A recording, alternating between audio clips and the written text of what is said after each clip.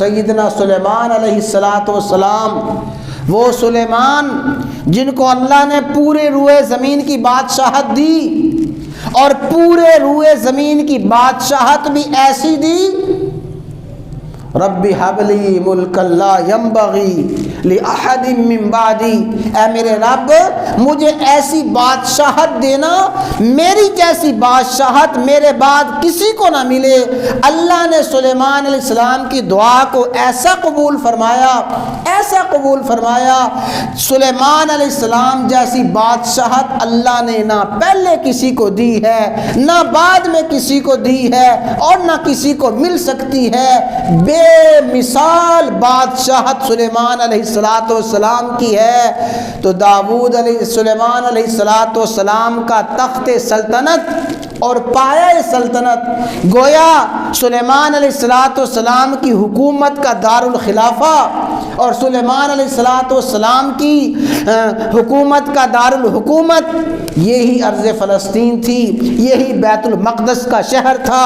اسی شہر پہ بیٹھ کے آپ نے پوری روئے زمین پہ بادشاہت فرمائی ہے، اور ایسی بادشاہت فرمائی ہے، فرمایا فَسَخَّرْنَا لَهُ الرِّيحَ تَجْرِي بِأَمْرِهِ رُخَاءً، ہم نے سلیمان علیہ السلام کے تابع ہوا کو کیا، وَحُشِرَ لِسُلَيْمَانَ وَدَاوُودَ وَجُنُودُهُ مِنَ الْجِنِّ وَالْإِنسِ وَالطَّيْرِ، ہم نے سلیمان علیہ السلام کے تابع کیا، جنات کو تابع کیا، چرند اور پرند کو تابع کیا، ہواؤں کو فضاؤں کو تابع کیا۔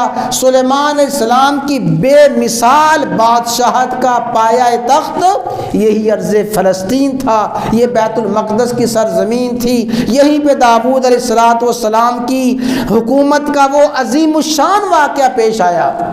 قرآن کریم نے اس واقعہ کو بیان کیا ہے، بڑی توجہ کے ساتھ سمجھیں کہ انبیاء اکرام علیہم السلام کا مسکن بنا ہے یہ شہر، انبیاء اکرام علیہم السلام کی تشریف آوری ہوئی ہے اس شہر میں، اس لیے مسلمانوں کا، امت مسلمہ کا تعلق اس ارض بیت المقدس کے ساتھ بڑا گہرا ہے۔ قرآن کریم میں ہے کہ ایک مرتبہ داؤد علیہ السلام اپنے لاؤ لشکر کے ساتھ جا رہے ہیں، بے شمار آپ کے وزراء، مشیر، آپ کے اراکین سلطنت آپ کے ساتھ ہیں۔